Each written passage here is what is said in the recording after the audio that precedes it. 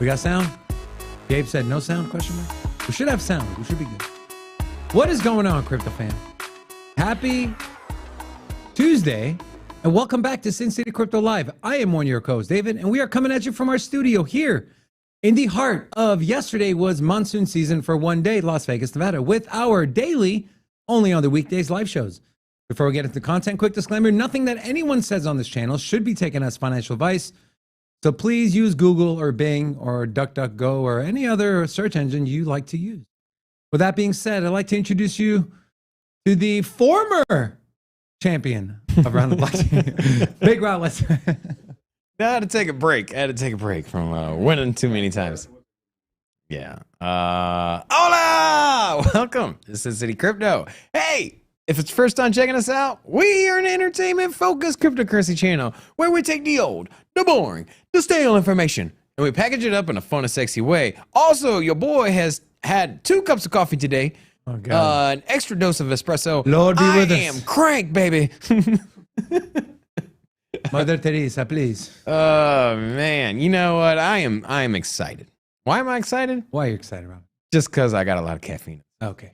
But I'm Fair also enough. excited because, hey, this is a badass show. And if That's you haven't right. seen this before, put your seatbelts on. Now, I just want to come out the gates punching, Swinging? swinging. Swing. My boy Jimmy here, he new in the chat. Jimmy Wimble. Hola! Welcome to Sin City Crypto. In case y'all don't know, we'd like to give shout outs and recognition to all of our new members. So if you're new here, you're watching, say hello so we can say hola. And in case you didn't know, we don't put no H on the hola here. This is Yeah. Portuguese style, baby. It's an H-free zone. H-free zone, baby. Yeah. You feel me? Except for with the hate, because your boy will be dropping a lot of hate too. Also, let's like the video, guys. If you haven't liked the video yet, like the video, chat it up, subscribe if you ain't subscribed yet, and then lastly, a notification bell. The notification bell check mark metric is extremely low, so let's It's bring that up. forming a Head and Shoulders. I charted it this morning. Not a good pattern to be in right You know, there's a very beautiful Head and Shoulders right here. now. God. Let's do a roll call. Roll call. First in the chat, hit or miss. Round of applause for hit or miss. First in here, we congratulate you for being the early bird. Before Now- you move on, hold on. Yes. He or she said, is it just me or is this video announced very early? So we're going to start posting the live at an hour before we go live every single day. So there's the answer. Mhm. Go ahead. That's right. Strictly Sports, second up in here. Mervin, Brokioshi, AZ.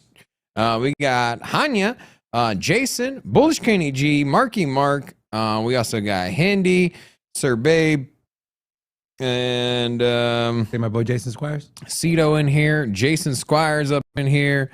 That about rounds it out. There you go. Also, we are at 22 people in the chat. When we get to a new all-time high, new record-breaking number, which will be 60 people in the chat. No, we're moving that up, remember? Because it's a new No, week. it was a fluke, bro. It was a one-time candle. That's not sustained. So when we get to 60 people in the chat, we will open up the club. If you're not familiar with the hell we're talking about, here in Las Vegas, do a couple things really well. 1, a cryptocurrency TV show. 2, strip clubs. 3, nightclubs. And so with the nightclubs here, we like to open up, have a Vegas party, celebrate Strip our clubs milestones. and nightclubs, huh? Yeah. What about... Do you disagree?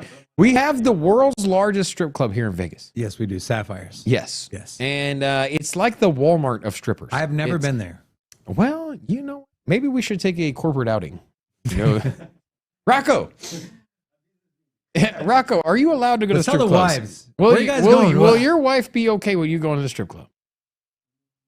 Yeah, he took too long to answer. Say less. You took too long to answer. Say less. I didn't say if you like. He says he doesn't like it because his wife is watching. Okay, listen. That's why he's like, oh, I didn't like it. I'm not a fan of strip clubs, all right? I've been to 2 strip clubs. One was in Green Bay, Wisconsin, when I went to a Packer-Raider game, which the Packers blew them out 44-14. It was December 7th, 2014. I remember it clear as day. Aaron Rodgers threw for 7 touchdowns. Maybe not 7. But I went there, and it was so annoying because I got dragged down there by my friend, right? I'm a happily married man. And I'm sitting on the outside, not even in the inside circle where you give them money. And every 5 minutes, hey, what's your name? What do you do? Do you want to lap dance? No, I'm good. Thank you. You know, they were actually Hey, what's your probably name? curious about what you did as a profession. They probably just wanted to have small talk with you. 7 times in a row in a matter of 40 minutes. Like, come on. So I'm not a big I don't know if I gave a shout out earlier. K Factor in here. Also, R.A. Dangle showed up. Rokioshi showed up. H and- Pizzle. Yeah, so HP up in here. Cito. Cito's from Spain. I'm next door. Portugal. Wait, do Spain and Portugal have beef? They both have cattle, yes. No, I mean, like, do they beef with each other? No, man. You know what? It's like America and Canada would be my closest representation. You know, there's a beefing lot of with the culture. There's a Canadians. lot of culture sharing. There's only there. one Canadian I like, and that's HP. No. My favorite Canadian has got to be your boy JCVD, Jean-Claude Van Damme, my boy, the inventor and protagonist behind the jean jacket and jean pants, also known as the jean tuxedo. Jean pants? They're just called jeans, bro. Yeah, that jean. Yeah. The dance? What's Dude, the I'm dance? telling you, Jean-Claude Van... No, what's the dance? Oh, man. Can somebody pull up the dance?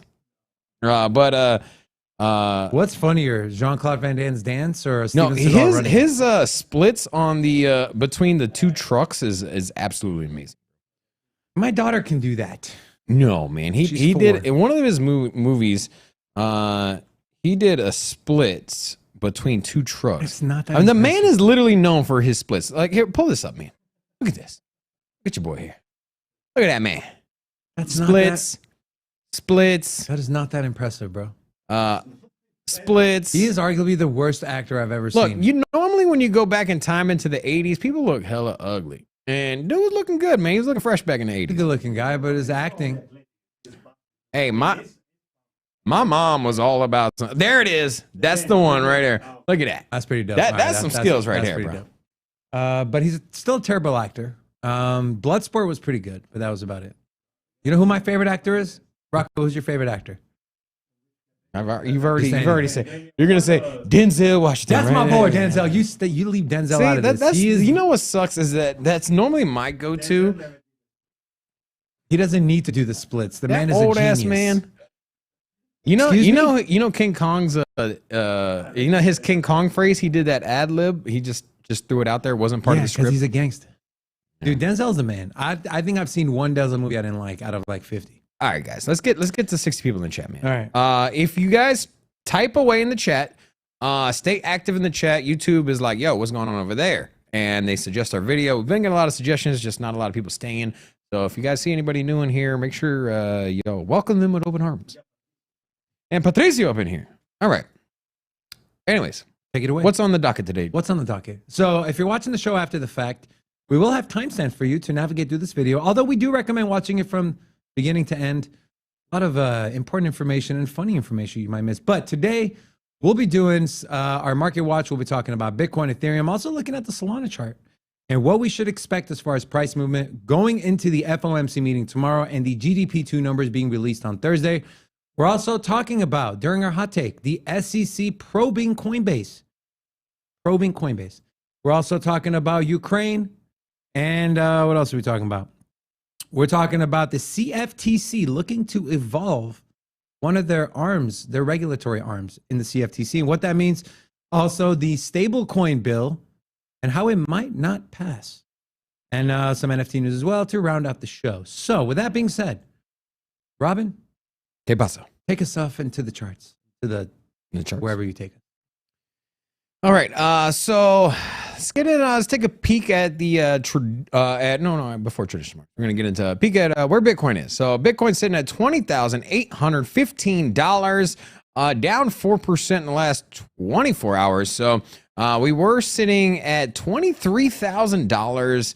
I think we got as high a couple days ago. I think it was 3 days ago to 23.8. So big pullback. Also, we got Ethereum massively behind as well. Crypto Fear and Greed Index sitting at a 41 or 43. Is that 43? Hard to read. 41. And we're evolving our a lot of our visuals here. So this is all still in the works, guys. So if something doesn't work out, let me know. Anyways, So we got Bitcoin, slightly under 21,000. Ethereum, 1,300. You know, I made a ref. Remember when it was 1,600? I was like, guys, I think this is the local top. I think we're going to get a pullback. And then also got a lot of pushback from my co-host about this idea, and that Bitcoin was going to pull back, and so was Ethereum. And lo and behold, they call me crazy. Well, look, Bitcoin's down, Ethereum's down. Just because you're right every once in a while doesn't mean you're not crazy. Yeah, you know what? If you make 5 predictions, 2 of them will be right most of the time. I'm right sometimes. Yeah. You know what though? I think the pain is over for Ethereum, and here's why. Rocco, if you want to swap over to my laptop, I got the ETH chart pulled up here. So this is the 4-hour chart on Ethereum. I did decide to throw the Heiken Ashi candles, a little easier to see as far as the aesthetics of the chart. And what I saw, and although it's not as pronounced as you would like it to be, but to me, this looked like a nice little head and shoulders pattern. And if we take a look at the break we had from the neckline, so the cool thing about TradingView is... Break your neck, fool. Right. You can't really see it. Let me see if I can make this make the lines a little thicker for you guys. I sure can. All right. So as you can see here, this dotted line is the neckline. And when you have a head and shoulders, a classic head and shoulders, when you do break below the neckline, you typically move the width of the head. So we take it from the bottom to the top. We're looking at about a 9 to 10% drop. So if we measure the move from when we broke the trend line and we go to 10%, here we are at the current level we're sitting at, which is $1,371. Also, in this range, the 1365 range, we saw nice, what could be support here that we created on the 17th of July. And what I like to do to reaffirm everything is I like to hop over to Crypto Stackers Pro. This is our friend Forrest, who joins our channel every single Friday. He also won around the blockchain yesterday. He did. He is such a smart dude, man.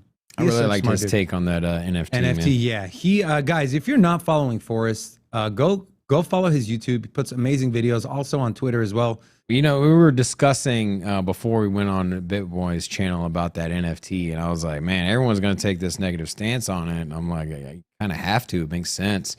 And lo and behold, you know, Forrest was like, hey, man. He's not afraid to speak his mind, which I love. We need more of. So, Forrest, if you're watching, we love you. We miss you. We can't wait till Friday. All right. So going to Crypto Stackers Pro, and I'm using the short margin pressure level. And I took the local high on May 29th, which is right at $2,000. Okay. So that is a number I believe Robin can agree with me. It's a psychological number, 2,000, and it's a very key number. What are you saying? Why are you referring? What about it? It's a psychological number, right? Yeah. The round numbers. Okay. I know you believe in that. I believe in that too, not as much as you. The psychological round number plus it's held support and resistance. It's a very key level. So I took the local high there. And if we take a look at the 2x short level, it's at 1340. We did wick pretty close to there. We wicked all the way down at 1365, so about 20 bucks away. And we're starting to make a move to the upside. So I think looking at this head and shoulders pattern we have here, the move we've already had happen, I think we're kind of in the clear on Ethereum. Now, of course, when you have a catalyst like FOMC meeting, like GDP numbers, like interest rate hike, it could throw technical analysis out the window. But as far as right now, if nothing changes from tomorrow when they announce the Fed rate hike, because the market's already priced in 75, I do not believe it's priced in 100 yet. So I'm leaning towards 75 is what we're going to see. And I don't think it's going to shake the markets that much. So I think the pain for Ethereum is over. And what I'd like to see is I'd like to see a move back up to this neckline, which would put us right around $1,557. You got what are your thoughts, Robin? What are your thoughts on everything I just said? I still think that we're going to be testing this $1,000 mark. Okay. You know, I don't think it's going to get quite there. I think people are going to buy it up. Question. Are you buying? Because I know you didn't pull the trigger on Ethereum this last dip. And look, just real quick, Robin. I mean, keeping the same local high, you have the 1x short level is at 1,000. Yeah. I could see, I think the local bottom for Ethereum here will be $1,120. I think you're going to have a lot of people that are just going to be buying in there. I think they saw it hitting $1,600 and they're like, hey, you know what? It was $1,600 a couple days ago. Now it's $1,100. I don't think it's going to get quite as low as a thousand. You know, before we were just channeling down or trending down. And so 1,000, we got all the way down to 800, remember? Yeah, we wicked down to 881.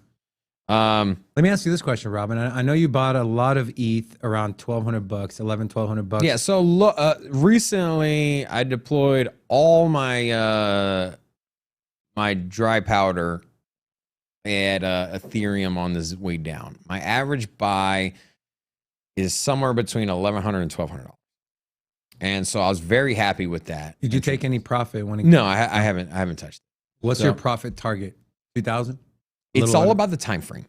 Okay. And so let's here's the thing. If they didn't have a big merge coming up, if they didn't have a giant upgrade catalyst coming up in the roadmap, I would be probably setting a price target. But here's the thing. You have the upgrade coming in September, October.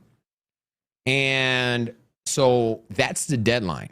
And so my hypothesis is that it's going to significantly pull back right before.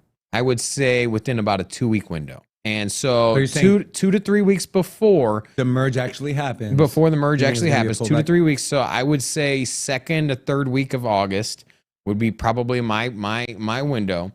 And I'm just gonna, at that time period, I'm gonna be looking for the most the most overpriced at that point. So, you know, if it's 1,800 at that point, then that's it. You know what I mean? Like if it rallies from $1,200 and it shoots up to 1,800 and it's about 2-3 weeks out, that's probably it.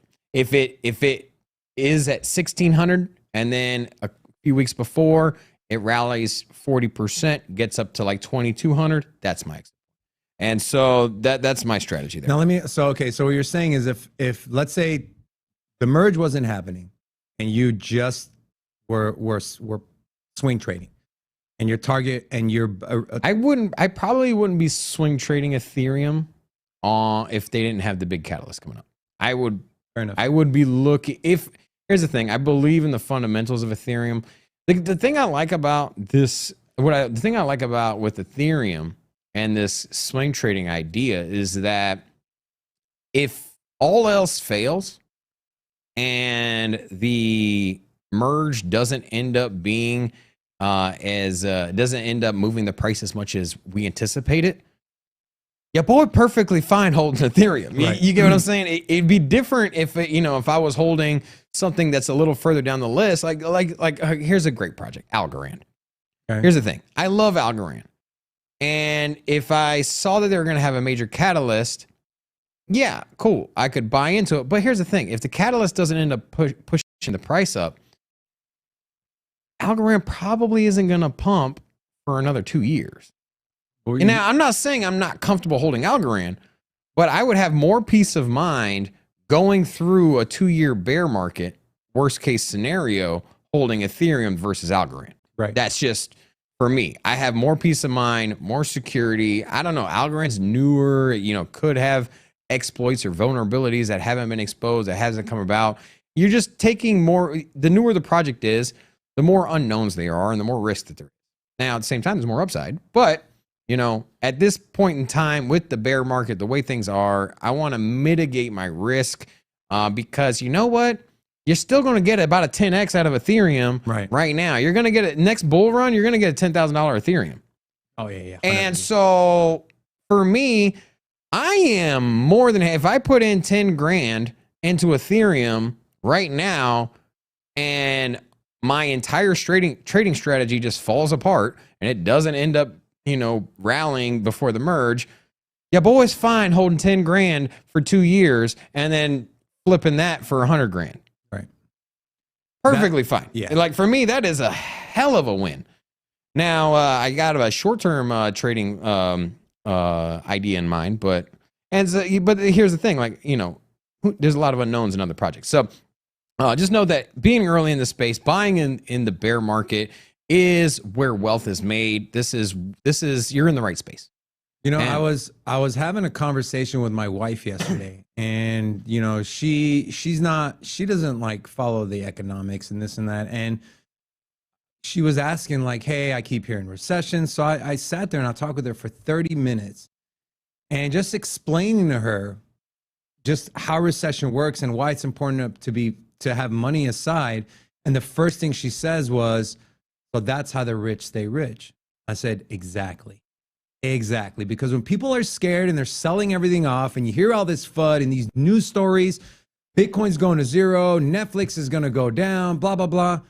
People see that as opportunity. And yes, it might be a risk, but guess what? If you set yourself up financially during a bull run, during a bull market, and you have money aside, whether it's in stable coin or cash, and you're ready to pull the trigger when everyone is scared to, that is how you keep accruing your wealth and money, or that's how you start that cycle. And it was just funny you mentioned that, and the first thing she said to me was what you said. So yeah. Also, just a quick couple shout outs here. We got French Toaster up in here, Sean up in here. You know, did you watch Sean's preview video? Dude, his preview videos are dope. Yeah, he's I don't know. He like put himself in a spacesuit. Spacesuit, yeah. There's a star man. I love That's pretty good. They play that at the lakeside at the Wynn. They do, yeah. That little water show. Yeah. You guys haven't eaten at the lakeside at the Wynn, absolutely recommend it. What is this? Jean-Claude Van Damme is Rob's favorite Canadian. Sean, clearly he hasn't seen my ninja moves. I feel like HP would be like, you remember the movie The Three Ninjas? Wait, The Three Ninjas? No, what was that? You never saw The Three Ninjas? It's a 1990s I've seen Beverly classic. Hills Ninja or Beverly Hills with Chris Farley. Three Ninjas movie. Look at this. HP, he's about to disrespect you. Just Look at this. I know what's coming. Look at these. The disrespect is coming. Go ahead. Okay. This is HP right here. Knew it. This Knew guy, it. Why would you right? pick the shortest one? That's messed up. The Three Ninjas, bro. I remember watching this when I was little, man. What a great movie. What, it was in like, what, 1952? No, I think this came out like 99, I think. 98. Yeah, but if you were little, it was like in the 50s, right? Crazy. Also, Patricio up in here, French Toaster. We also got Robert Salazar. He said he was late. Yeah. The show starts promptly at 10:30. If you have your notification bell checked, you yeah, even though we went at 10:33. And then we got Kyle up in My here. Greek brother, and, and Lala. Wheeling Dealing James Wheeler up in here too. And yeah. Destroyer. All right. Salazar. Anyways, so let's take a quick look at the traditional markets. There is a lot of red right now. So we're getting a lot of these corporate quarterly reports in. Wall Street is Can you read out the percentages for me? So Nasdaq's down 1.8%. S&P 500 down a full percent. Yeah. And so they had the anticipation. Walmart is suggesting that they're gonna be in the red. Their profits have taken. They moved their goalposts back, just like the White House. Now they haven't released their numbers, but not looking good. You gotta. I mean, I forget where I saw a chart. It was on Twitter or something where it shows all the companies and how much cash they have. Google has over $130 billion in cash. The next one, I think, is barely over half of that, which is absolutely insane. And then we got Illy Bob up in here. What's up? So the Nasdaq chart, as you can see, this was the all-time highs here for the Nasdaq, significantly down, and we were basically down, what did I say, about 40%, right? That's a lot for the Nasdaq. On the Nasdaq, I'll tell you right now. Yeah, so basically we were at 1,600, and we're down to $1,100. 16,000. Or 16,000 to 15,000. So from all-time highs, we are currently down 28%. But we did get all the way down 35% at the lowest when we were sitting at 10,500. So significant pullback. This is all indicative of a recession. I do think we're going to go further as long as the Fed keeps increasing the interest rate, he's taking steam out of the economy. And it's as simple as taking out loans. You can't buy a house. And if you're not buying a house, then the housing market slows down. The housing market slows down. They're not building as many houses. Construction And you workers got to aren't think working of, there. I mean, what do you do? Like when you bought your house, what did you do? You went and you bought furniture. You bought food. Like, There's tons of money yeah, I mean, you spend so much money when you move. Yep. Like, think about it. I go to Home Goods. I don't know if y'all got a Home Goods where y'all are at, but Home Goods is the jam, we have them where bro. I'm at. Yeah. Also, Coinbase. We're gonna get a little bit more detail here, but Coinbase's Wall Street shares are down. So Coinbase tumbles after a report that it's facing an SEC probe. Shares of Coinbase dropped more than 15% on Tuesday on reports that it's facing an SEC probe on whether the platform is offering unregistered securities. Coinbase stock has lost more than 77% of its value this year.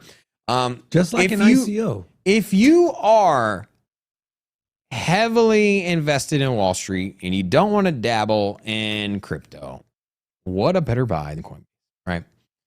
You could say there's risk on the horizon, obviously, with high returns. There is. Usually comes with high risk.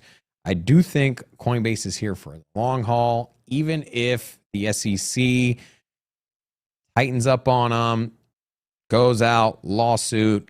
I don't see them going anywhere. The Coinbase started in 2012, and so they've been around the block. They've been through the ringer, and they have arguably the most used platform here in the United States, the most simple to use. And we all agree that for market adoption, with all of the millions of people that aren't readily into crypto, they like something that's easy to use. I mean, you look at all of the most successful apps. I mean, you can look at Uber, for example. I mean, you got the little picture of the car driving around with a picture.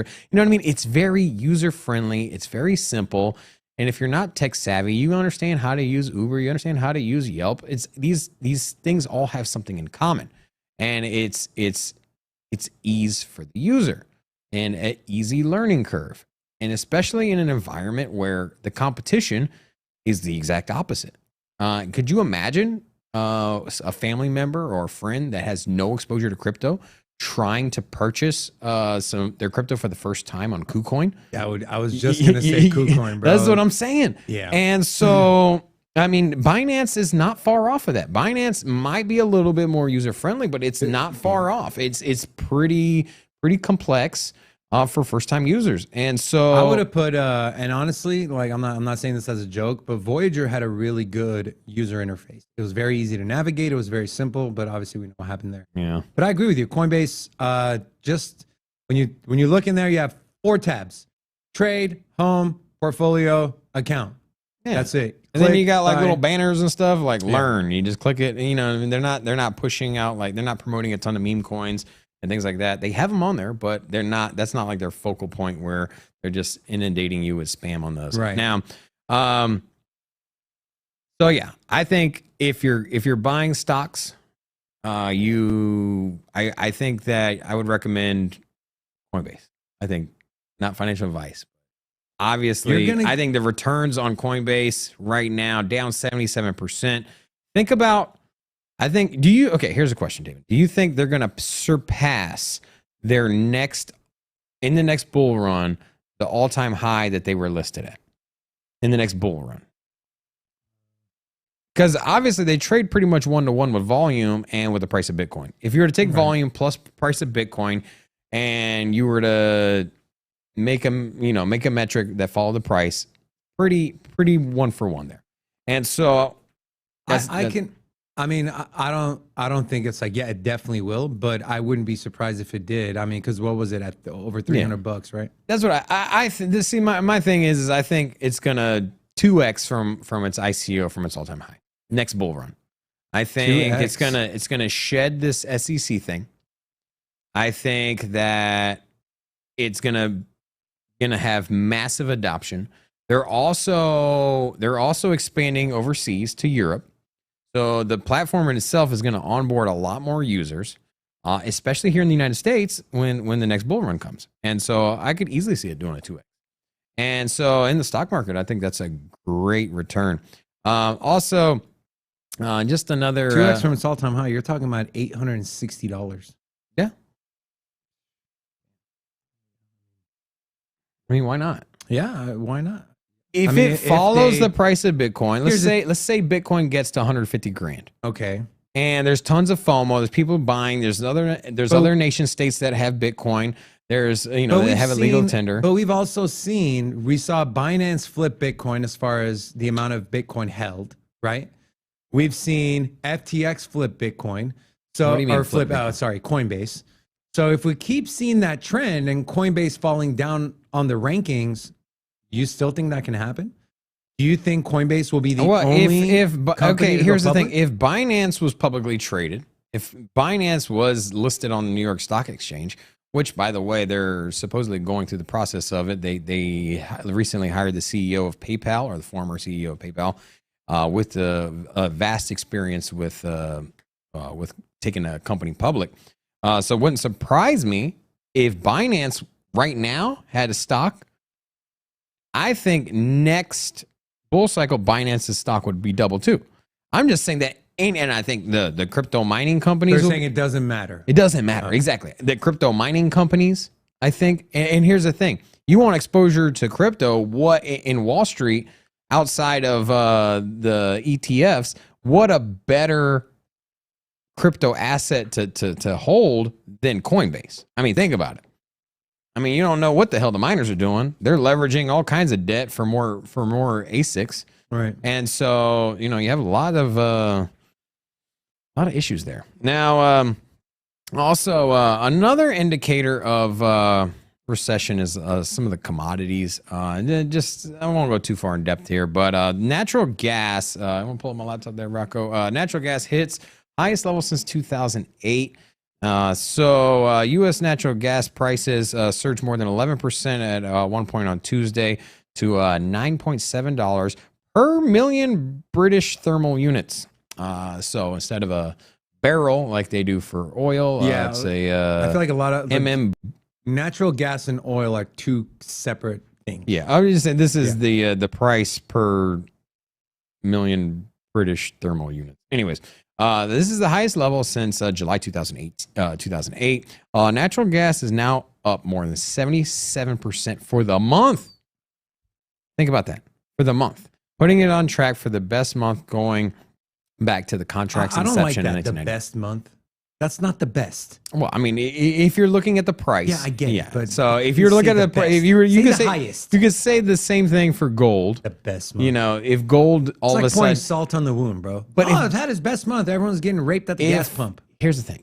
If gold went up 77% in 1 month, everyone would say this is the best month for. Right, but that's a good thing. There's no good in gas prices being up. But you're saying it's the best one. Just say it's the highest. I don't know. If you're invested in gas, then. I mean, you know what? This has been one of the best performing asset classes this year. And so if you would have invested in Bitcoin, if you would have invested in Bitcoin in 2021 and you would have exited in December and moved everything in to commodities, specifically energy commodities, aka gas, oil, and all of the other. Hear me out on this. You would have made out well. What if? And I'm sure people are already doing this, but I've never thought about it. What if we hedge our bet to high gasoline prices by being long on oil and natural gas? That's what people do all the time. Yeah, it's actually one of the most traded commodities. It has more volume than gold does, and so not surprised. The amount of trading activity when it comes to energy, it is the backbone for everything for Wall Street. And so outside of the index funds and pharmaceuticals, I think the next player up in New York Stock Exchange would be energy-driven commodities. So there's I'm sure a lot of people made millions, billions of dollars longing the commodities, energy. I mean, and you know what? It would not even have taken a lot of effort. All you had to do was see that Russia was invading Ukraine back in February and then just be like, try to extrapolate what you think's gonna happen. this is probably going to cause a price shock. Right. And maybe we should long oil. That was a no-brainer right there.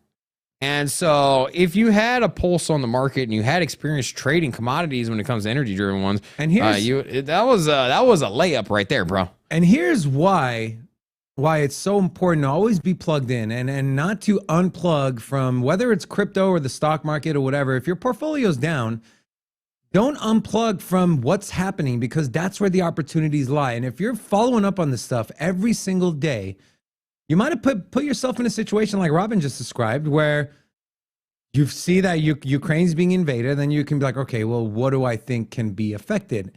And there's some shows that talk about it. And I know we kind of talked about it in early February. But anyways, I have a traditional market article I want to talk about. So are we in agreement, at least in this studio, that 2 negative GDP quarters is a recession? Robin? Hell yeah. Hell yeah, It's Rocco? always been. Yes. Okay. It's always been that. That has always been the go-to metric. Not anymore, my friend. Oh. Not anymore. It Because changed? the White House alters the definition of a recession to avoid one. So clear cut. This is a very important tool to have in your tool belt. Is it possible that they changed this metric for personal? The Look at notification me. metric? Yeah. According to a new blog post released by the White House, an economic recession can no longer be quantified by its traditional definition of 2 successive quarters of falling. No longer. No Guys, longer. breaking news. No According to the President's Council of Economic Advisors, the conventional definition will henceforth not be valid. With the government body preemptively noting, quote, instead, both official determinations of recession and economists' assessment of economic activity are based on a holistic look at the data, including the labor market, consumer and business spending, industrial production, and incomes. Based on this data, it is unlikely that the decline in GDP in the first quarter of this year, even if followed by another GDP decline in the second quarter, indicates a recession. Then you have our girl Janet Yellen, who noted at a press conference that even though America's growth has been extremely weak, consumer spending has been on the rise. Yeah, consumer spending on their credit cards has been on the rise. Not because people have money, it's because people are over leveraged on credit cards. I've been there, trust me. She goes on to say, this is not an economy that is in recession, but we're in a period of transition.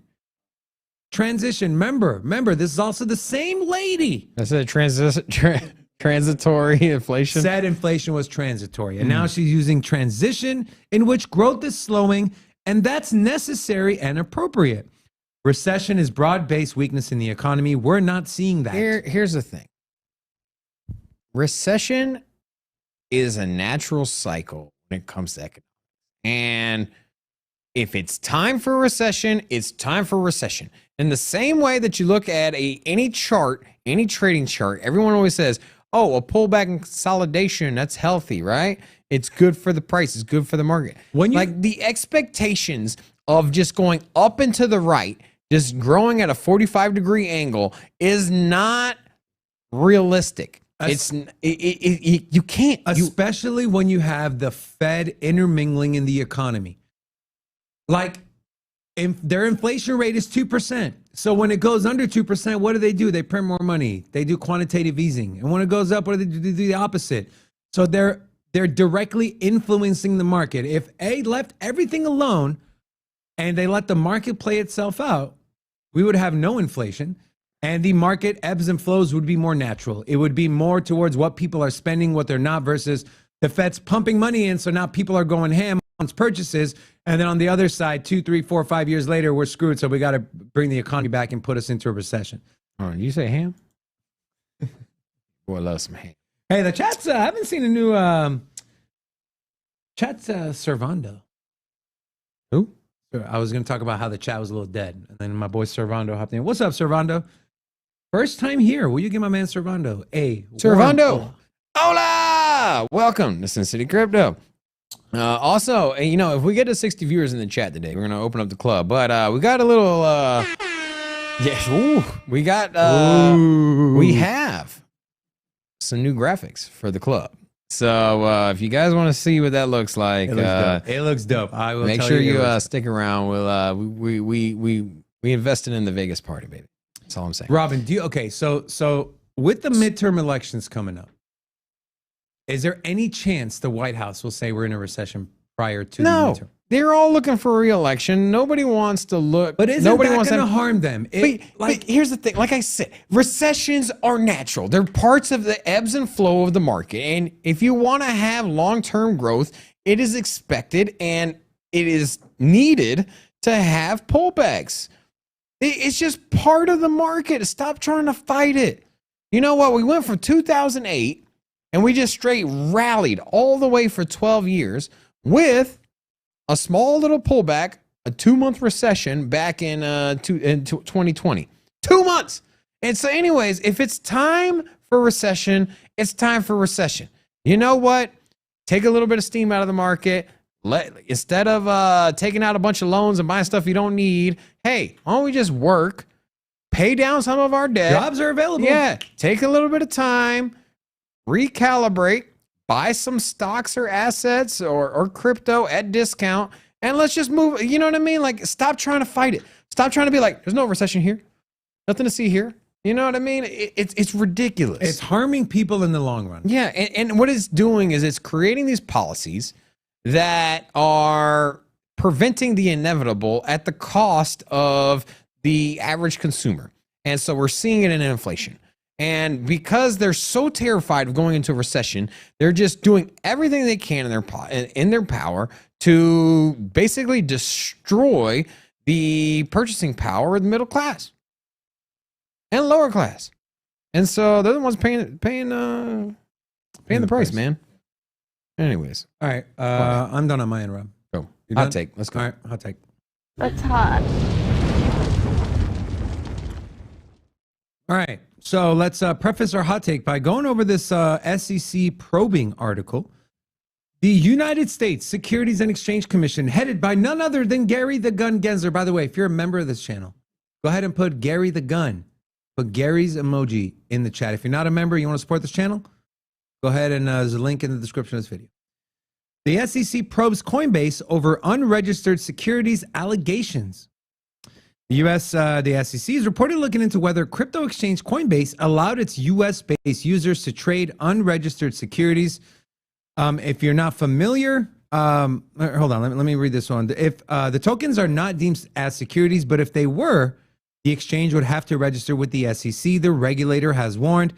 The investigation is unrelated to the insider trading case. Now, if you're not familiar with the insider trading case, there was 3 people.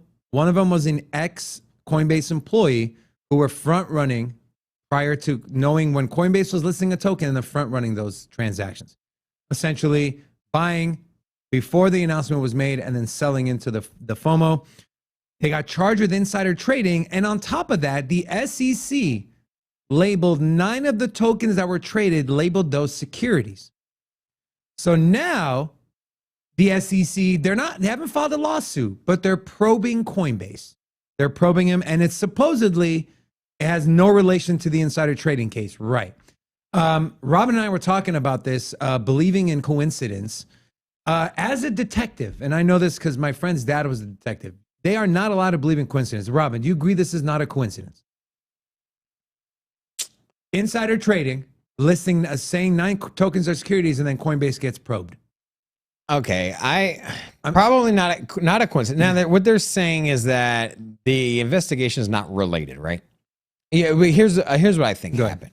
Is that they were making a case for them trading securities, and in doing so, they uncovered what looked like insider trading, which they probably kicked over to another person, another department. And then in filing these charges, they're like, oh, it's not related. You know what?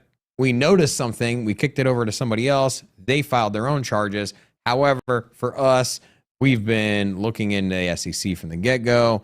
We didn't start looking into it because of the insider trading. We were looking into it because this is what we believe. And so kind of related, but I truly believe, I don't think that they were looking at it I don't think the SEC opened up an investigation for insider trading and then decided, oh, hey, they're trading securities. I think the opposite kind of happened. I think they were already looking at Trading securities. uncovered something, and then they probably just kicked that down to another department or someone else in that regulates that sector. And then from there, they opened up another investigation. So back to the article real quick. A couple more lines I want to read. SEC Chair Gary Gensler previously said he believes Coinbase should be registered as a national securities exchange. Coinbase has denied its affiliation, claiming, quote, it does not list securities, end of story. So, Robin, here's my hot take. Is Coinbase the next SEC victim? And you can take this. I coughed there. Is SEC is Coinbase the next SEC victim? We know the history between Coinbase, Brian Armstrong, and the SEC. He has gone on Twitter multiple times and said, listen, we have done everything the SEC has asked us. We've asked for clarification. We haven't received it. They asked for documents. We gave it to them. They asked us to come in. We did that. Okay. So you can take this conversation whichever way you want to go. So here's the thing. If you're the SEC, you want to crack down on crypto in general, and then being deemed no, a if security. you're Gary Gensler, it doesn't matter. The SEC, whoever the hell is in charge of that thing, if you're the SEC and you want to deem cryptos as a security, which seems like their intent, right? Yes. And so you can, for one, you can at face value, you can go out and you can try to open up a lawsuit with each individual token. Now there's thousands of them. So would seem kind of daunting. And we see the process that XRP, that whole process is pretty daunting, right? And so ideally, if you believe that 90% of these tokens are securities, like the SEC probably does, and if not more, then you don't want to go after each individual project. And so why try to attack each individual project? Just go after an exchange. And if you're going to go after an exchange and hold them accountable, what better than a publicly traded one? What better than the top dog? Because the SEC would set more precedents going after the top exchange here in the US, a publicly traded exchange that already has ties to the SEC, and go after them than versus an offshore company that has accounts in the US. You get what I mean? So I think this is an easy target for the SEC. And instead of going out and suing 1,000 different tokens and then going through that whole process, you're just literally like, hey, if we can stop right here the accessibility to these thousands of tokens from the exchange, mission accomplished. They accomplished the same thing, but with one court case versus 1,000. And if you're going to go after an exchange, why not go after the biggest exchange, the publicly traded exchange, the one that already works with the SEC, the one that everyone knows here in the US? So. This is so ass backwards.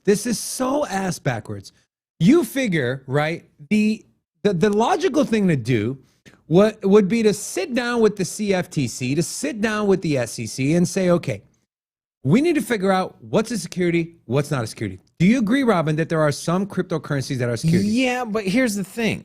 The SEC and even the CFTC, they are not branches of Congress. So they don't make the laws. And so that has to be done by representatives. So in doing so, if you feel like, and I'm not trying to make a case for the SEC, I'm just saying that, like, if the SEC is all like, hey, that's illegal, somebody needs to do something about it. You can't really pass any laws yourself. So you're like, well, you're trading here in the same way that you trade stocks. So, hey, you know what? We're going to regulate this thing. And so they're doing what the only powers they really have is to sue and fine. But here's my issue with it, okay? Nothing is set. No one knows which way to go. If I want to launch a project, a token, I'm shaking in my boots saying, okay, got to be careful, do it this way. Well, what if this gets deemed a security? And because as soon as the SEC gets on your case, FUD kicks in, then you have some of these exchanges that might not even list you. So what I recommend, and what just makes the most logical sense to me, figure out what is a security, right? And this whole Howey test thing is such BS. It is such BS. Come out with a new way, because it is a new asset class. Cryptocurrency is a new asset class. It's a technology that has not. You need a blueprint in the form of a law. And you got to start somewhere. You got to start somewhere. And the Cynthia Loomis proposal is a start. That's a start. You said you got to start somewhere. That's a start. But here's the thing. The SEC isn't going to create a law. So, okay, but the CFTC ain't going to create a law. That law, it hasn't even been, it started to get talked about, but it's not even going to go into voting for at least here's months or years. Bitcoin launched in 2008. Nobody even knew what it was until 2012. And then there wasn't any massive population buying until 2014. And then it didn't really start taking off till 2017. And then now you're starting to play with the big boys in 2020. And so, of course, the United States government is not going to have the framework for this new technology built out right away. And you know what? It's coming. And if anything, it gives us more time to buy it. And so in the meantime, we just walk on pins and needles. If you had money invested, here's the thing: if you want to go buy Bitcoin, you can buy. If you want to buy Ethereum, you can buy Ethereum, right? So at the end of the day, you're going through a long, drug out process of offering cryptocurrencies to investors that are millionaires. And you know what? I'm not saying we don't need it. I'm not trying to downplay the significance of that. However, if you live in the United States, and if you live in majority of any country around the world, with the exception of a handful, if you want exposure to cryptocurrency, you can go buy it. And you know what? If you want to go and trade on Wall Street, where they have tons of rules, you got to figure out what the rules are that pertain to crypto. And you know what? Congress is passing those rules right now. Congress is debating. That is why Joe Biden put out the executive order. That's why different branches of the government need to report on, their findings on what is the best way to regulate crypto and how to move the space forward. So it's coming. And in the history of the United States, and even other countries around the world, legislation doesn't move fast. And you know what? I'd rather you get it right and get it right now than to rush, put out some kind of ban on crypto mining and this is security and that's not. When we sit down, we start. The Cynthia Loomis bill is progressive. It's forward thinking. It's a beginning. He does not care, man. Gary Gensler does not doesn't care. But what I'm saying is that until you get laws passed by Congress, Gary Gensler and the SEC is, because there's no framework. They're just taking the lead on it. And whether you like it or not, that's it. And until there's something from Congress, such BS, dude. Until there's something from Congress that says, hey, this is how you should treat crypto, until that is here, then the SEC is gonna do what they want. And there's really nothing you can do. The only thing is that you go to court, you make a stand on your side of the argument. Hopefully you win the case. Otherwise, this is taxpayer money they're spending, by the way. Taxpayer money. We're funding, we've been funding this XRP lawsuit. We'll be funding this 9 token security, and we'll also be funding this Coinbase if they do take it to a lot of SEC funding comes from their fines too. I mean, they fined BlockFi $500 million. They find the amount of fines they drop on the S&P 500 is I just crazy. Think it is so backwards what they're doing. First, figure out what's a security, what's a commodity. Get to that point, and then fine. But they're not doing that. And Gary, from what he said and done, it is obvious. 2021, they generated $2.4 billion worth of fines, the SEC last year. So they're getting so when you wonder why they're fining people and you wonder why they're taking people to court, is because that's how they pay for their salaries. And if they All weren't, it's the same way. How do you fund the highway patrol police officer? How do they make tickets, money? I get it. The tickets. Yes, there is taxpayer money, but essentially the police officer is given a quota. I'm just telling you, that's the way the system's set up. That's all I'm saying. Just because you make $1 million a month doesn't mean that spending $200,000 a month on leasing a car is a good spending of your money. Just because you have $2.6 billion coming in doesn't mean you should spend $300 million on a BS lawsuit. No, but what they're going to do is they're going to look for more violations, and and any potential violations, because if you're playing by the rules, you're playing by the book, and you're doing nothing, and you got everything done, and you got lawyers, and you're a publicly traded company, and you're not doing anything wrong, you can't find that company, right? I'm just saying. Now you're looking at this other asset class, which happens to be crypto. And you're like, woo, man, they're making a lot of money over there, and they're doing all kinds of shady stuff.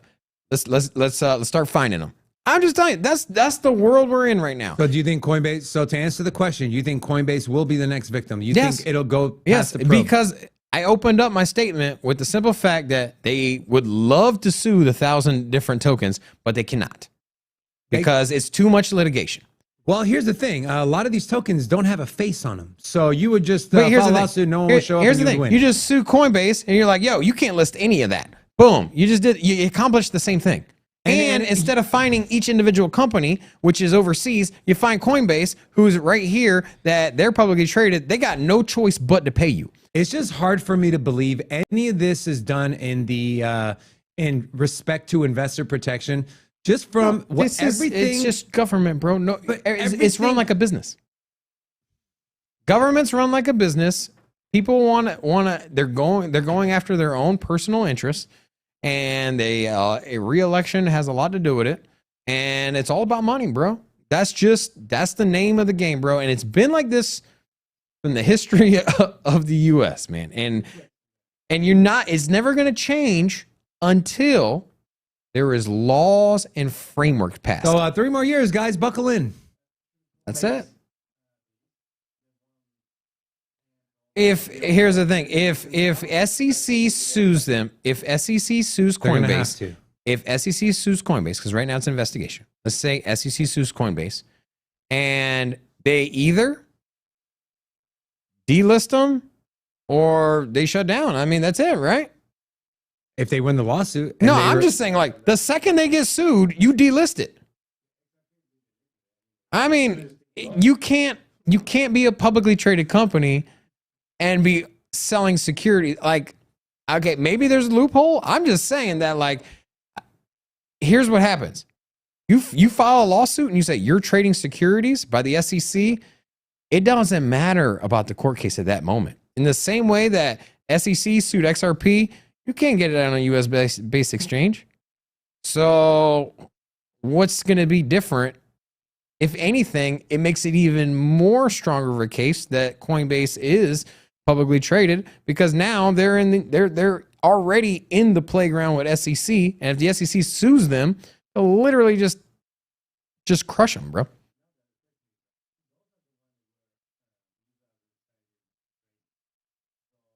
Well, it was employees. One of them was an employee.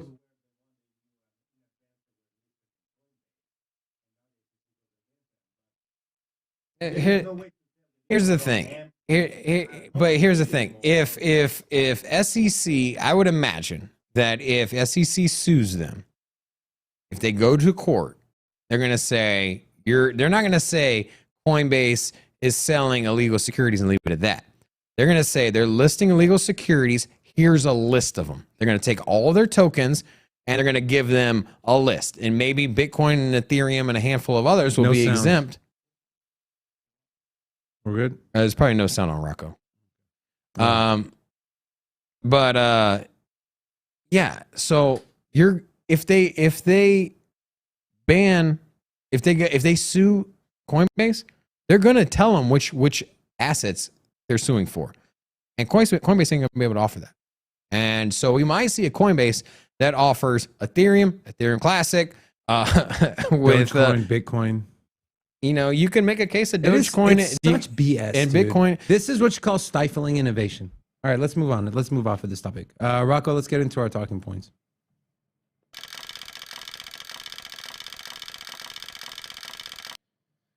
All right, a branch of the regulatory government, or whatever you want to call it, that we like, the CFTC, will evolve their Lab CFTC hub into the Office of Technology Innovation.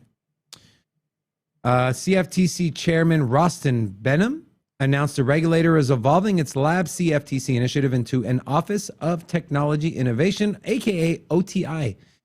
Former Chairman Christopher Giancarlo, he established this Lab CFTC during his tenure as a hub for the agency's engagement with fintech and the innovation community.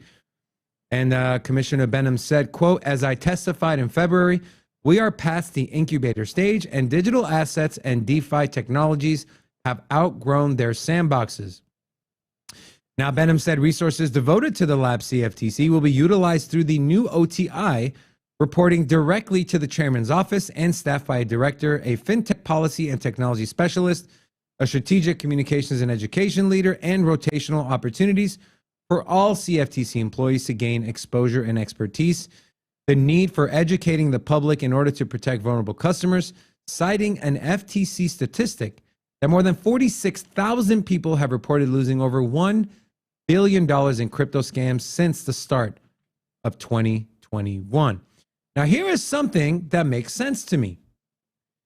You talk about investor protection. Yet your goal is to go and delist any. So why don't you delist penny stocks? They're pretty risky, right? Have you ever invested in a penny stock that you made money on? I haven't. Have you? No. Rocco, have you? No. Yes, I did. You did? Well, shut your mouth. Rub it in. But you get my point. No, just me. It's like, people like the SEC, they're like the parent that will never explain to you why you did something wrong. You do something wrong, you'll get a beating. Like, what did I do wrong? I want to learn. I want to know what not to do next time. The SEC is that parent, and the CFTC, from what I'm seeing and reading, they want to educate people. It's all about empowering people. Why we go to school, why we go take classes and associate's degrees, whatever the case may be, trade school. You want to learn. Same thing. Why can't we do the same thing in the crypto world? It is such a new space. And there's companies in the private sector that are doing this. Coinbase is doing it. I believe crypto.com rolled out a new rewards thing where you can do tasks and learn about stuff and earn crypto in return. And now with the CFTC, the new OTI they're talking about, they're talking about educating the public. That is the best thing to do. It's my money. I work for it. You see, so here's a great example of, you have two agencies. You have the CFTC and the SEC. And both of them have at their disposal a different path they can go. And essentially you can pick each path. The SEC could embrace and actually attempt to put in the framework for trading cryptocurrencies. But instead, they choose to push back on it. They choose to push back on innovation, and they choose to fine and scare and muscle and sue anyone that doesn't conform to their ideas. And then you have another agency who regulates commodities that is like, hey, instead of trying to sue, scare, and bully everybody, why don't we try to educate, embrace, and grow this industry one for one? And it's sad that we went through this, we had this long discussion about the failures of the SEC and the potential loss of working with this financial class that is cryptocurrency. And now you're just literally setting our country back from innovation.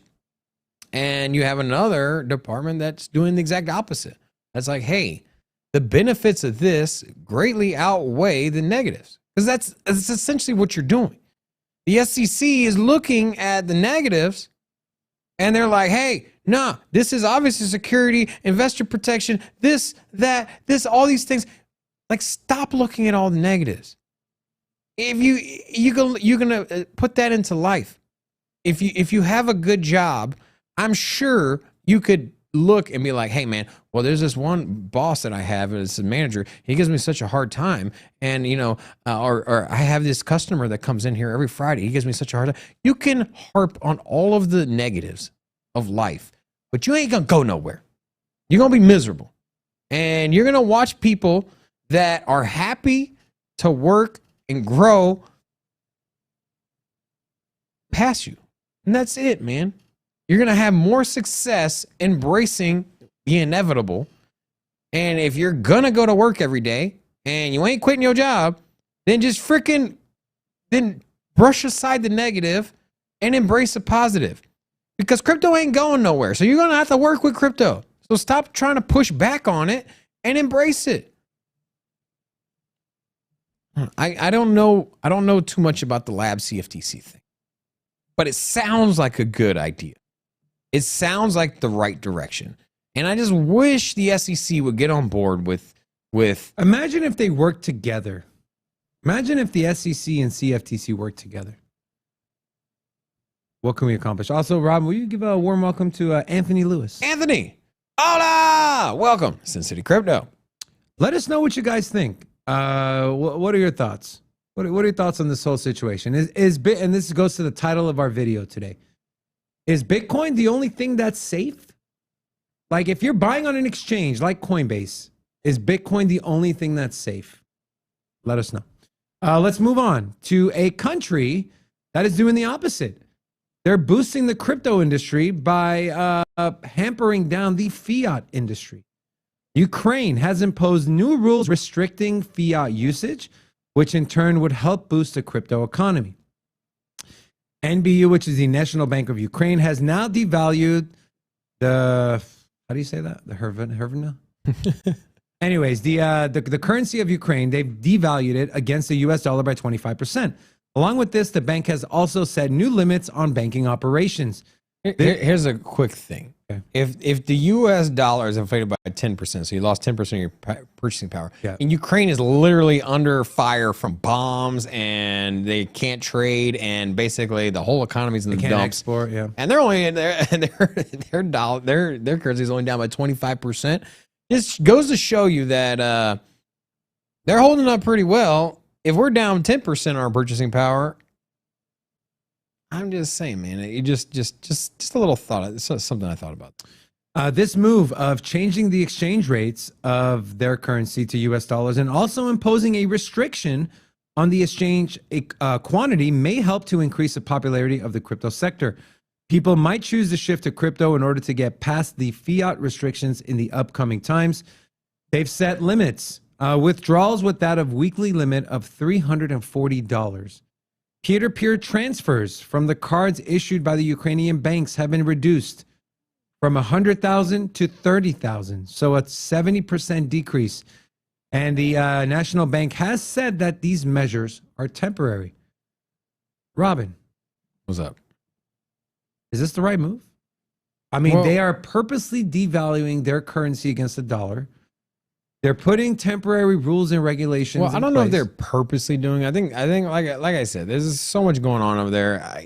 It would be unrealistic to think that your currency would hold up. NBU has now devalued their currency against the US dollar. I'm just saying. I think it's inevitable, whether or not that's your intention. I think just straight being under constant bombardment, they had a lot of trade. And a lot of their GDP came from trading with Russia. So just at face value, their biggest purchaser of their exports was Russia, and so they got most of their goods from Russia as well. And so you're just simply unplugging from that. If you were just to look at the economics, I would expect that they would have been down a lot more than 25%. It's quite surprising that it's not 50%. But we've seen that we've seen the positivity that you get from crypto when it comes to Ukraine. We've heard stories where refugees have left with, instead of money from their bank account. They left with their Hardware life wallet. savings in a hardware wallet in the form of cryptocurrency. And you have a situation where family members separate. One's in Poland, one's in Italy, and they leave with all of their wealth. And there's no issues or roadblocks in converting your cash. If you're in Italy, you go and you sell your Bitcoin for said currency, and then for the euro, and then from there you can live your life. Or if you need to, and you're separated from your family, and you need to transfer some wealth over to them because your sister or your niece or whoever it is, your wife is... You can do it in a matter of 10 minutes. Yeah, you can send it over to them. I mean, well, just imagine if you don't have a bank account, you don't have identification, you're in a foreign country, you're a refugee. How hard would it be to send remittance payments, money cross border, to another person in the same scenario with no ID, no bank? It would be pretty much impossible.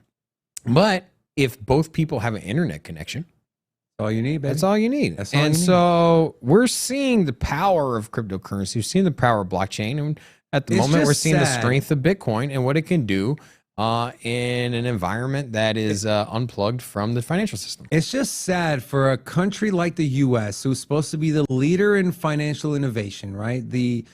Everyone in the world watches the dollar, watches the U.S. stock market, the Nasdaq, the S&P. It is so sad that our country here in the U.S., we are so behind the curve on what crypto and digital assets and blockchain technology can do, that sitting back, and this is great for countries like Ukraine. This is great for people who live in countries like Ukraine.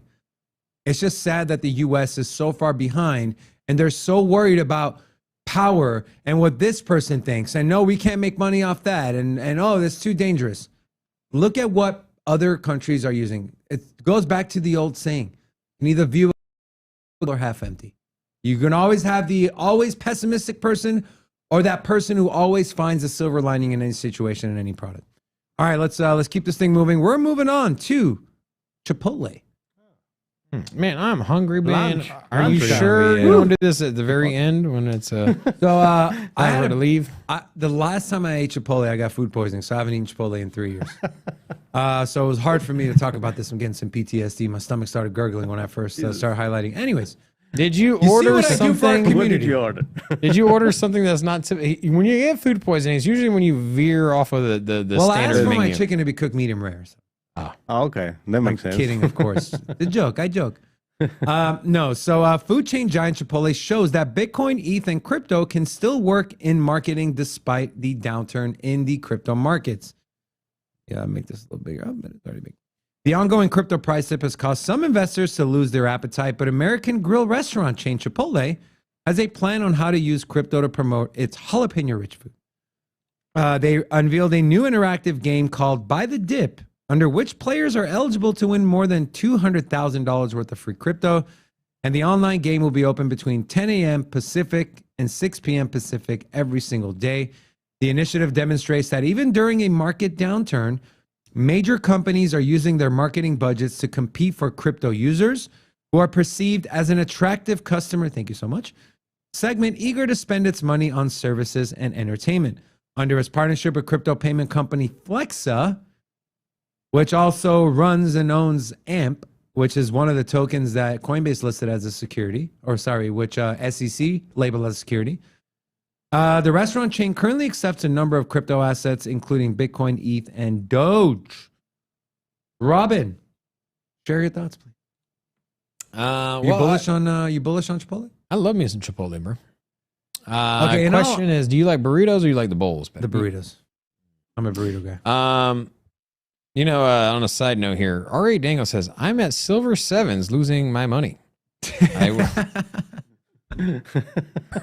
went to the most broken down casino in Silver Vegas. Sevens. Those are the man. good one. That's where you can win. You know what?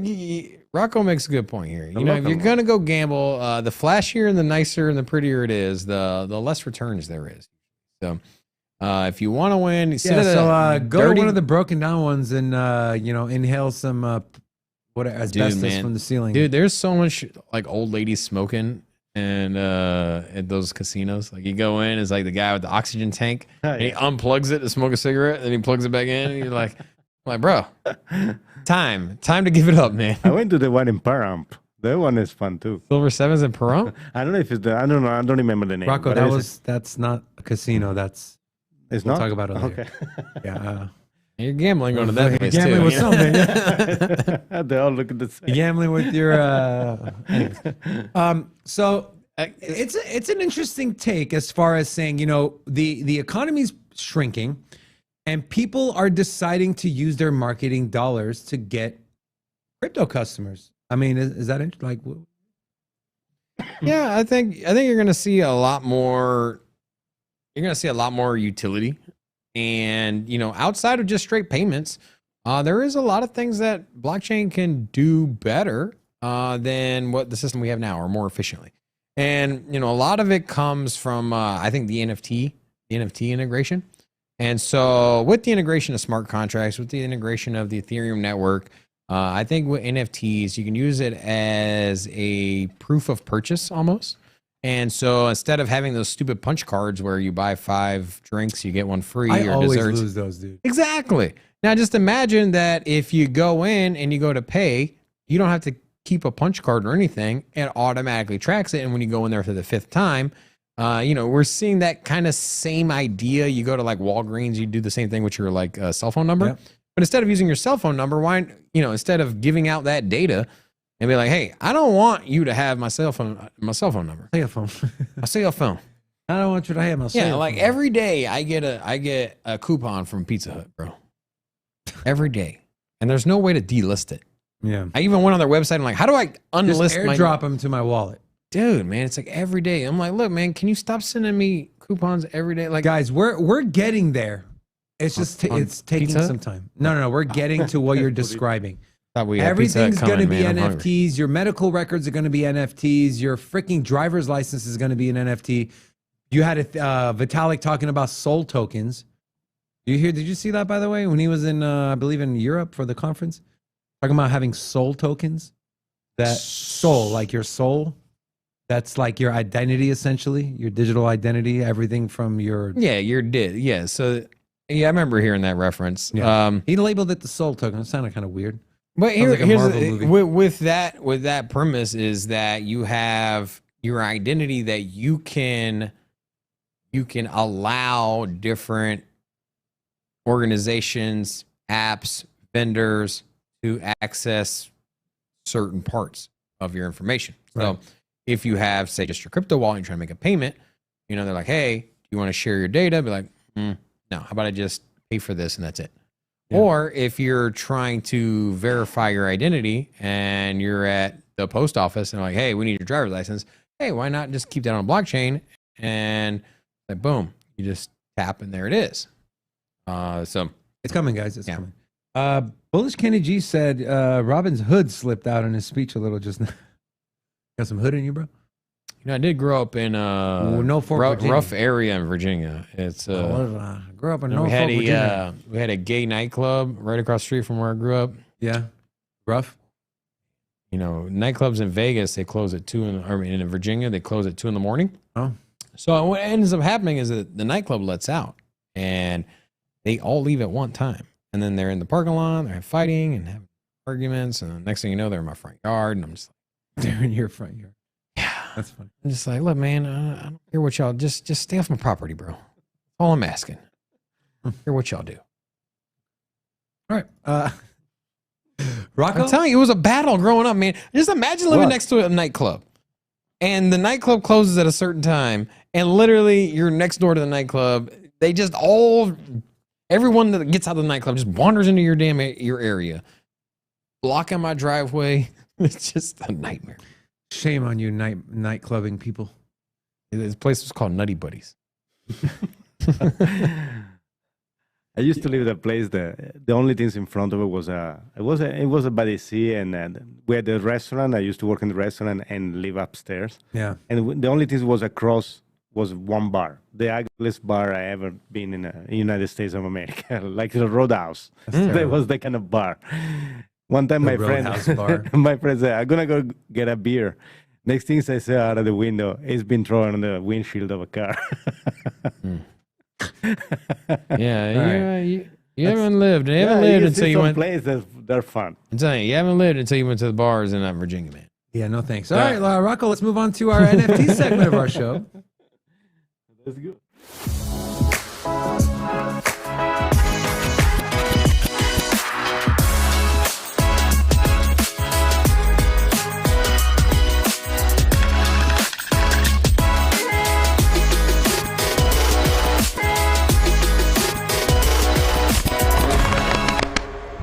Okay, so before I get into the first article, Robin, when I say Old Navy, okay, let's play a little word association. When I say Old Navy, what comes to mind?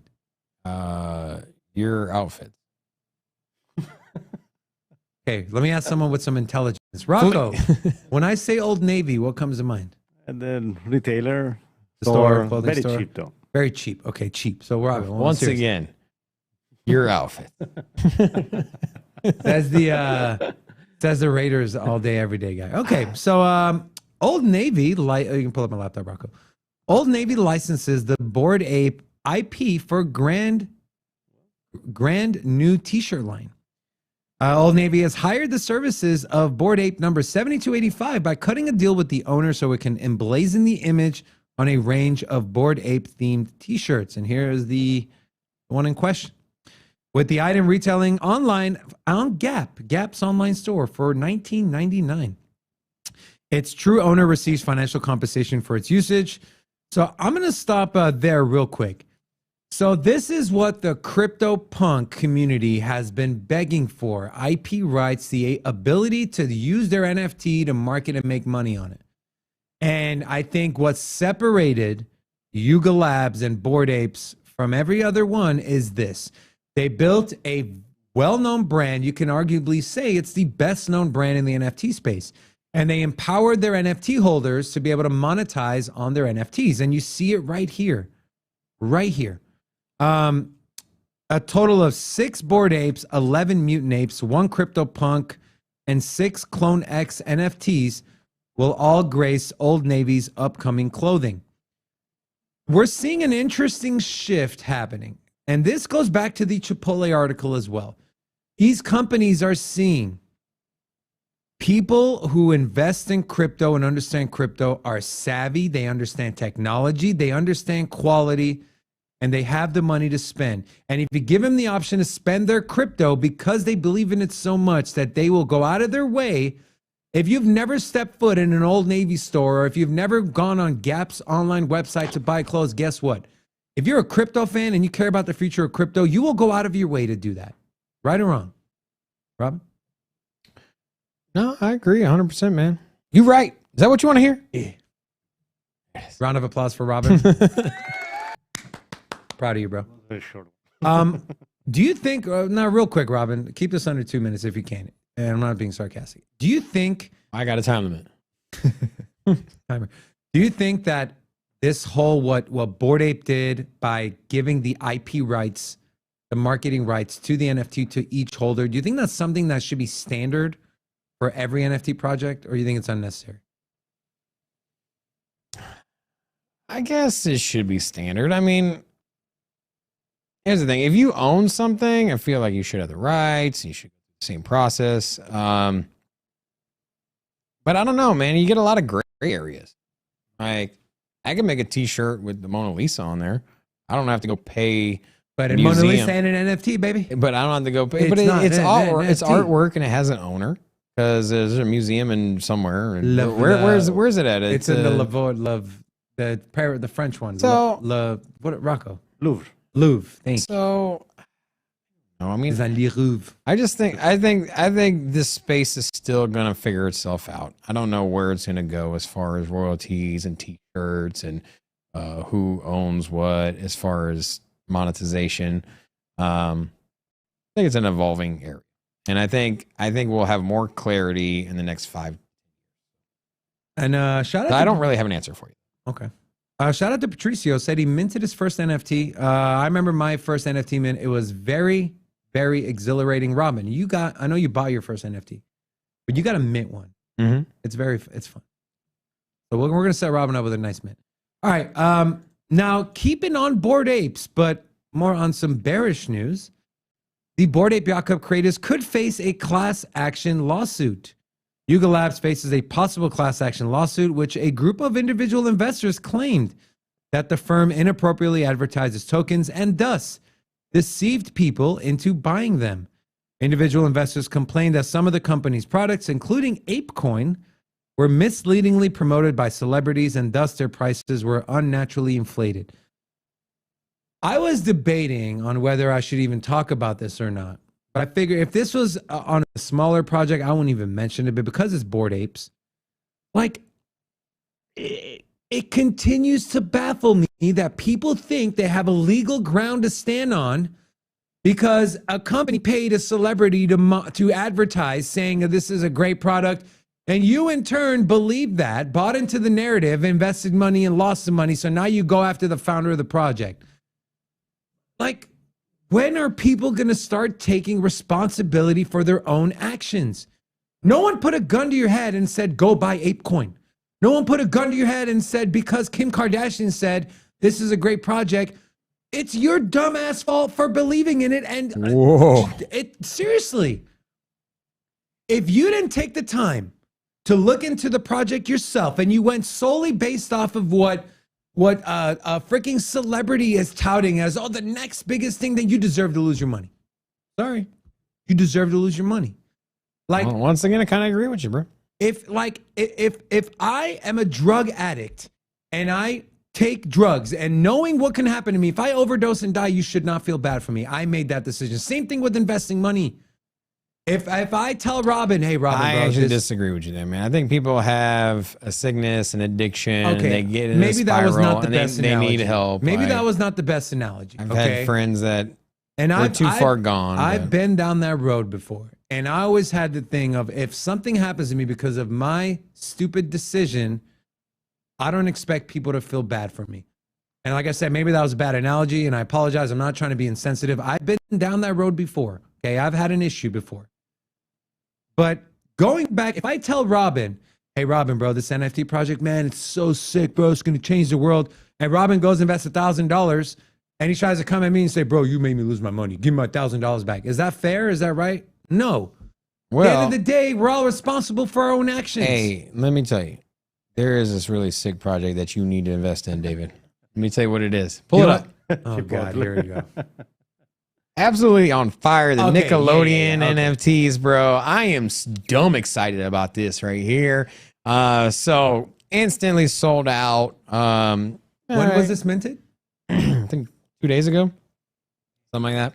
Man, that is nostalgia at its and finest, so you bro. have Angelica.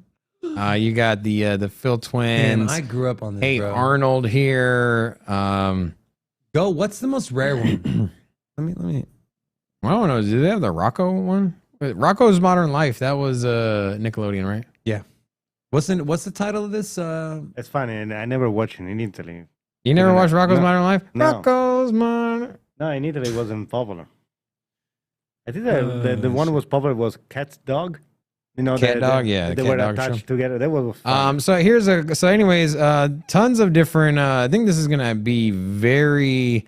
I don't know. I think that the NFT age demographic right now is in the sweet spot where the people that are the demographic of people that are the most heavily invested in NFTs come from this generation that grew up on Rugrats.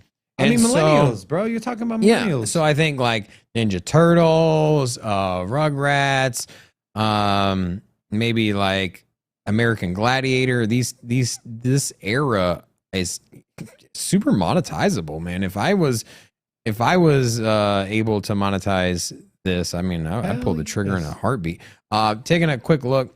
So this is their website here. So drop sold out. This was on July 26th. Oh no, so they have a slime challenge on July 26th. So what they do here, what they have is so you buy the collection. The slime token is their utility token.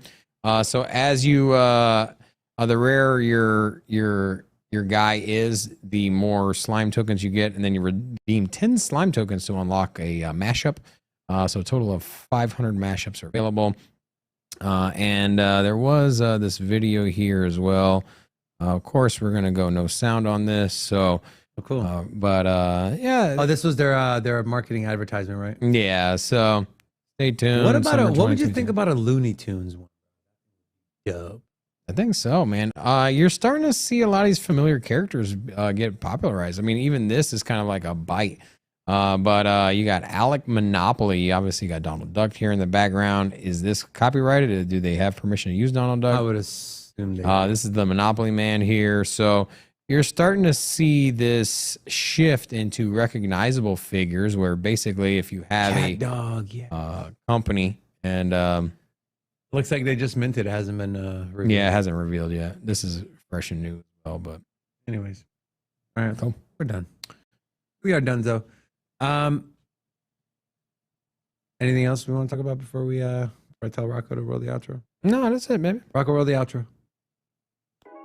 Guys, also, if you have not checked out our Sin City merch store, Rocco, go ahead and throw that up there. Please visit. There's new stuff being added. I don't want to say every day, but maybe every week. So go ahead and click there. Some pretty cool stuff. I am currently wearing a shirt that I got off the website. Oh, was it? I don't think so, but I do have a lot of shirts.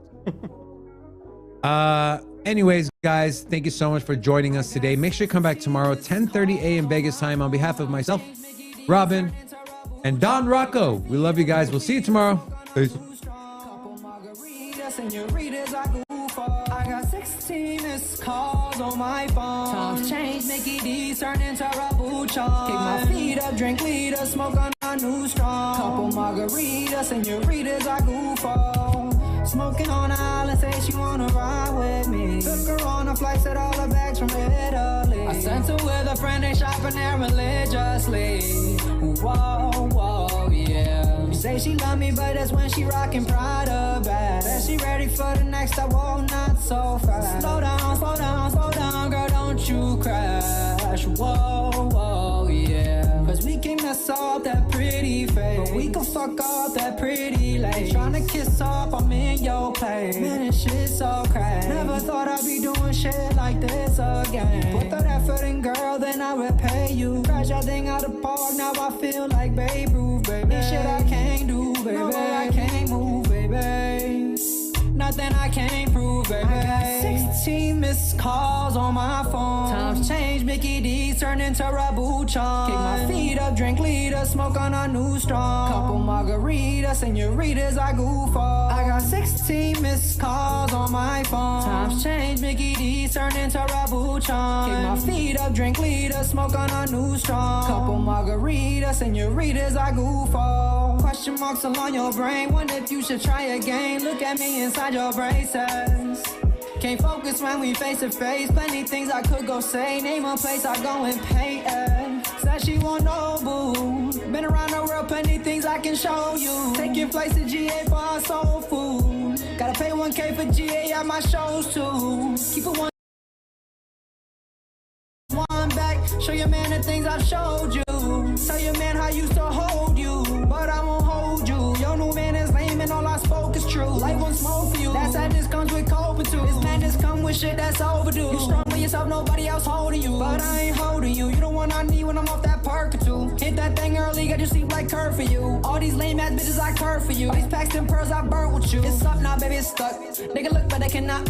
They gon' hate, so I keep that tucked. All this ice on me like pucks. I work hard, don't need no luck. Only thing I need is my Glock. When there's bread, these birds gon' flock. When they dead, I let them rot. I ain't tryna leave you up, I said stop waiting. And I don't got time for these pussy fuckers playing. You gotta read between the lines that I am saying. Ain't got no time for no more bullshit conversations. Cause I got 16 missed calls on my phone. Times change, Mickey D's turn into Rabuchon. Kick my feet up, drink leader, smoke on a new strong. Couple margaritas, senoritas, I goof off. I got 16 missed calls on my phone. Times change, Mickey D's turn into Rabuchon. Kick my feet up, drink leader, smoke on a new strong. Couple margaritas, senoritas, I goof off.